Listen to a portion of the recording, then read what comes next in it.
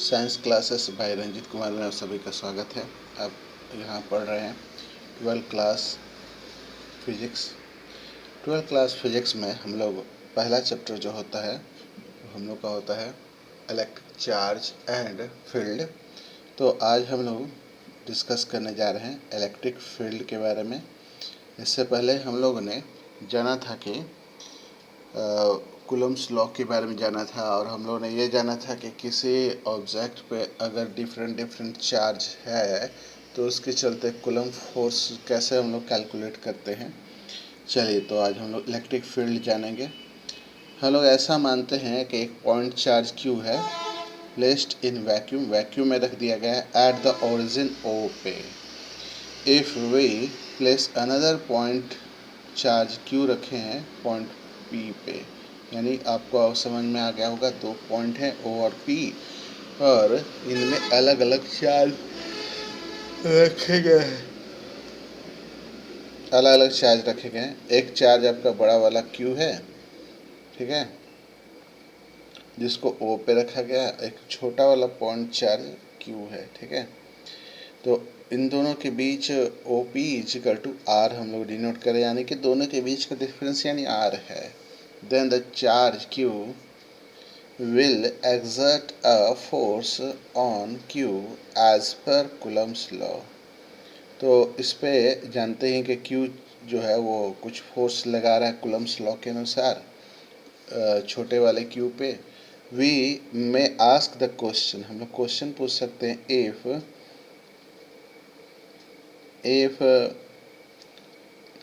Charge Q is removed, Q को हटा दिया जाए, ठीक है, छोटा वाला चार्ज को, then what is left in surrounding. देखिए यहाँ पे कोई छोटा चार्ज नहीं है, दोनों के दोनों पॉइंट चार्ज है, ठीक है।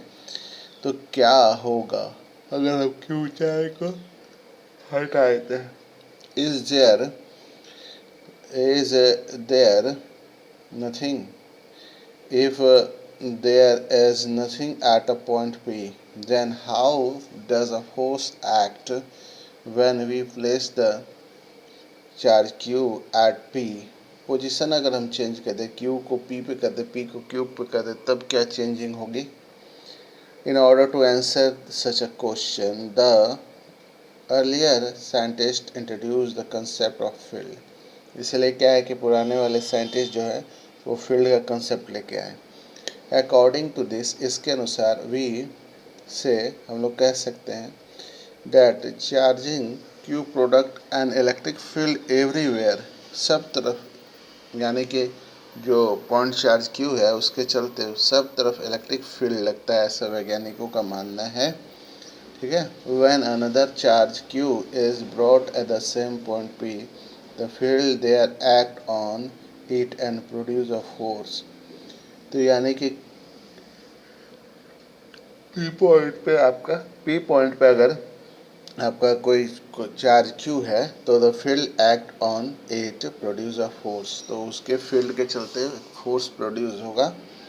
The electric field produce by Q at a point R is given as ER is equal to 1/4 pi epsilon 0 Q by R square, R unit vector is equal to 1/4 pi epsilon Q by R square, R unit vector, where R is equal to R by R is a unit vector from the origin of the point। मैंने याद रखिए कि हम लोग कभी भी ऐसा force एक स्केलर क्वांटिटी होता है, वेक्टर क्वांटिटी होती है, तो हम लोग उसको डायरेक्शन शो करेंगे, ठीक है। तो डायरेक्शन के लिए हम लोग यूनिट वेक्टर लिए हैं R0, है ना। चलिए, दस equation 1.6 the value of the electric field for each value of the positive vector R। The word field signifies how many distribute quantity which could be a scalar or a vector various with position। The effect of the charge has been incorporated in experience of the electric field. We obtain the force F exerted by Q on a charge Q as। देखिए जैसा कि हम जानते हैं कि electric charge दोनों के दोनों है, माने दोनों के पास सेम ही इलेक्ट्रिक चार्ज है, तो इलेक्ट्रिक फील्ड के चलते है ना, इलेक्ट्रिक फील्ड के चलते एक फोर्स जो है वह लगाया जा रहा है। वो इस तरह से कैलकुलेट होगा, F is equal to 1/4πε0 Q by R square R vector. देखिए यहाँ पे फिगर जो बना है उसका मतलब ही समझ लीजिए, ये एक पॉइंट चार्ज क्यू है जो अपने चारों तरफ जो है इलेक्ट्रिक फोर्स, ठीक है, इलेक्ट्रिक फील्ड इसके चारों तरफ होगा। जैसे यहाँ पे देखिए माइनस क्यू चार्ज है जिसके चारों तरफ जो है इलेक्ट्रिक फोर्स का जो है लगेगा। ऐसा आप समझ सकते हैं कि जो इलेक्ट्रिक फोर्स होता है, माने इलेक्ट्रिक फोर्स एरिया जो स्पेशली हम लोग जो कहते हैं, वो किसी भी पॉइंट चार्ज या किसी भी चार्ज के चारों तरफ लगने वाला एक आपका एरिया बाउंडेड रीजन होता है, यानी चारों तरफ लगने वाला जो क्षेत्र है, चारों तरफ लगने वाला फोर्स है, ठीक है। Note that the charge Q also exert an equal and opposite force on the charge Q, ठीक है। यहाँ दो बार मैं Q बोल रहा हूँ, तो ये आपका कैपिटल Q है।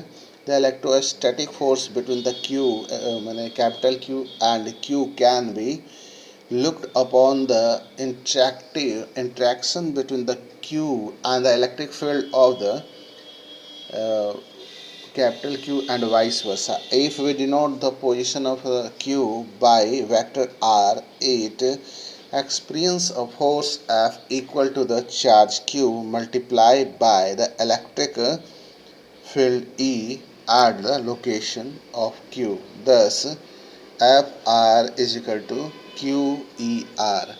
जब भी हम लोग फोर्स की गणना करेंगे जो किसी पे लगता है, ठीक है, और इसको अगर हम इलेक्ट्रिक फील्ड से तुलना करेंगे तो वह कैसे कैलकुलेट करेंगे, तो इसके लिए क्या करते हैं हम लोग, फोर्स जो होगा वह बराबर हो जाएगा चार्ज इनटू आपके इलेक्ट्रिक फील्ड के, यानी Q मल्टीप्लाई ER, ठीक है।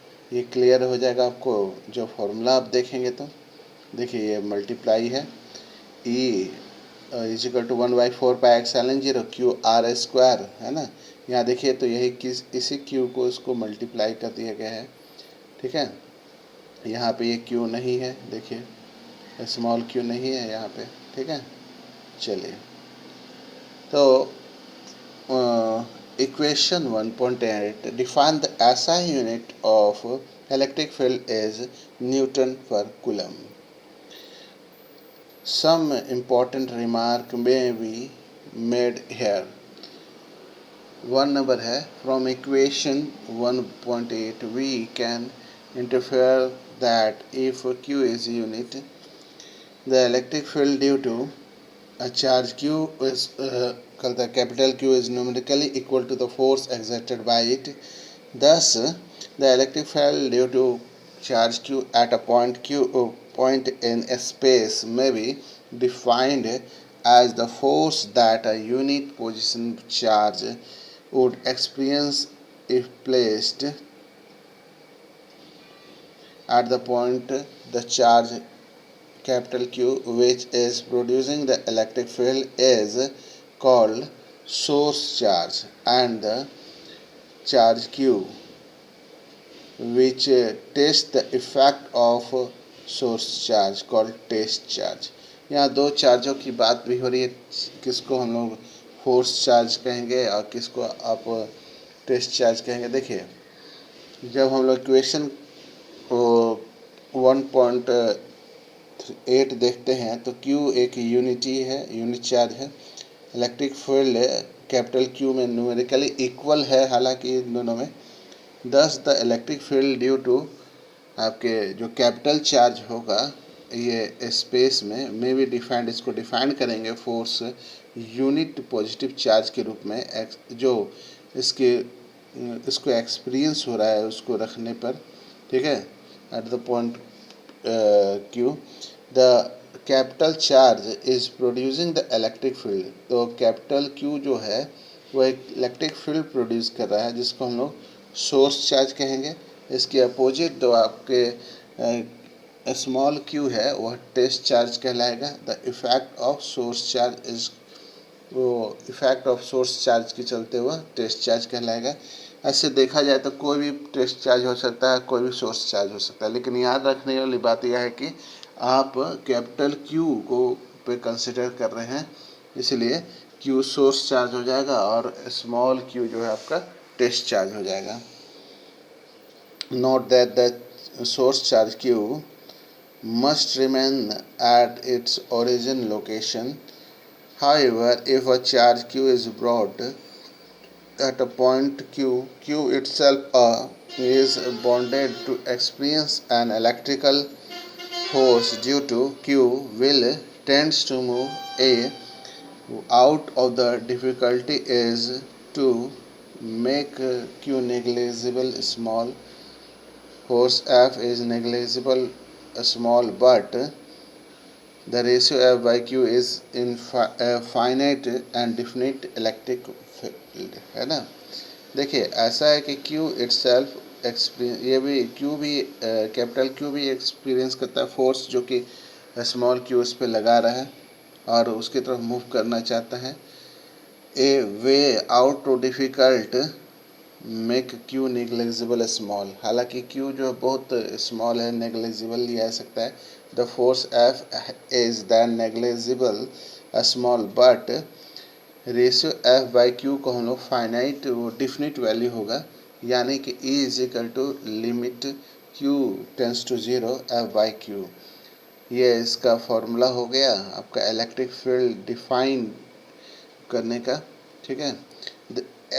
A practical way to get around the problem of knowing Q undistributed in presence of the Q is hold capital Q to its location by unspecified force.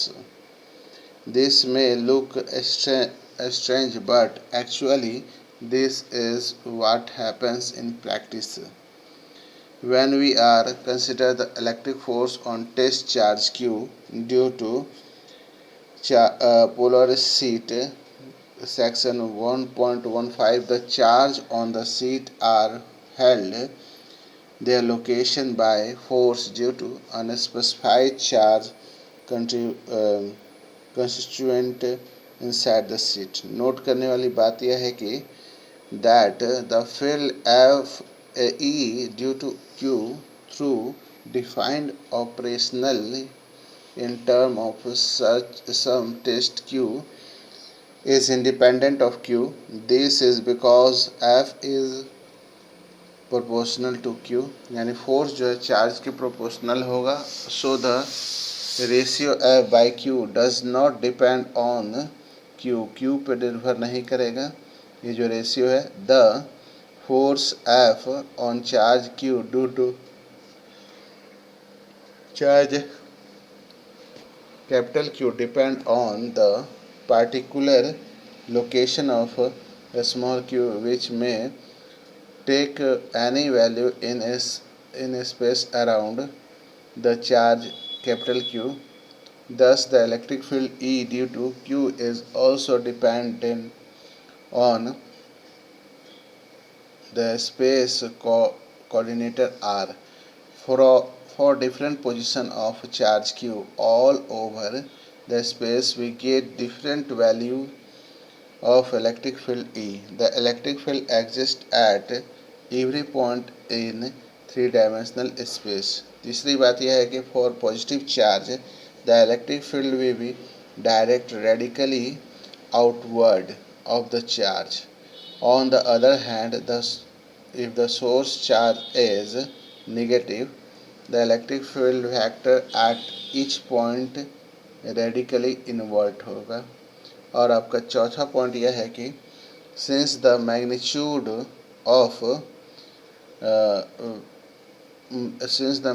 of force F on charge Q due to charge capital Q depend on the distance जो है उस पर depend करेगा, जो R से denote किया गया है, of the charge Q from capital charge Q. The magnitude of electric field E will also depend only on distance r. Thus, at the equal distance from the charge q, the magnitude of electric field E is same. The magnitude of electric field E due to a point charge is thus same as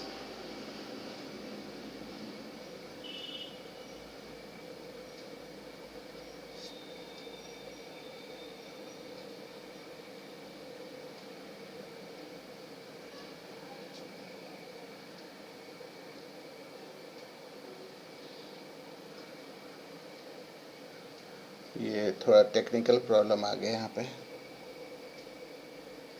ये हम लोगों ने कर लिया था।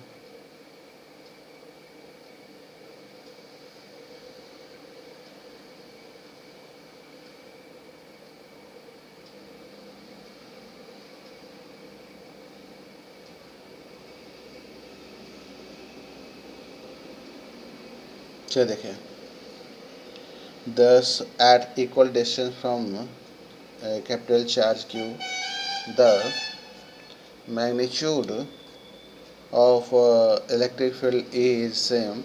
The magnitude of electric field E due to a point charge is the same as the spherical sphere from the point charge at its center. In other word, it spherical symmetry. चलिए, तो आज के topic में इतना ही। अब हम लोग जानेंगे electric field due to a system of a charge. एक सिस्टम ऑफ चार्ज के चलते इलेक्ट्रिक फील्ड कैसा होगा। जैसे मान लीजिए कोई सिस्टम है, उस सिस्टम के अंदर चार्ज का नेचर किस तरह का होगा। अगर उसमें एक पॉइंट चार्ज है तो उसके चलते क्या होगा। फिर हम लोग फिजिकल सिग्निफिकेंट जानेंगे। फिजिकल सिग्निफिकेंट के बाद हम लोग का जो अगला टॉपिक होगा वह एक न्यूमेरिकल के बाद से हम लोग अगला टॉपिक करेंगे। इसका अगला टॉपिक है आपका इलेक्ट्रिक फील्ड लाइन, ठीक है, जो बहुत ही महत्वपूर्ण है। फील्ड लाइन हम लोग जानेंगे, ठीक है। इसका फील्ड लाइन के बाद से हम लोग कुछ एप्लीकेशन जानेंगे फील्ड लाइन का, ठीक है। आज की वीडियो में इतना ही। इस वीडियो को लाइक करें, शेयर करें, सब्सक्राइब करें। Thank you, have a nice day.